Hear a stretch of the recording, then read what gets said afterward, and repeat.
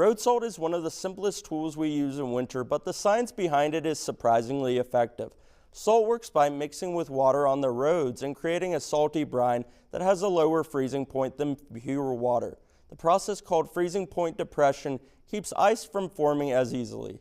When salt dissolves, it breaks into ions that interfere with the way water molecule lines up to create ice crystals.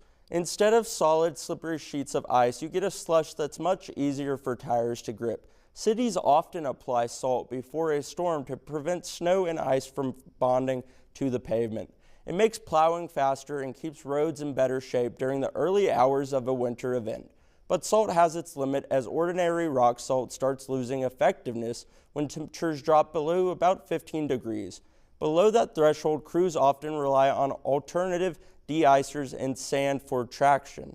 Salt also comes with the cost of the environment. It can contaminate groundwater, harm aquatic life, and damage vegetation along roads and highways. And for drivers, salt speeds up the corrosion of brake lines, frames, and other car parts. Because of that, many cities now use smart salting techniques to reduce how much salt is spread while still keeping winter roads safe.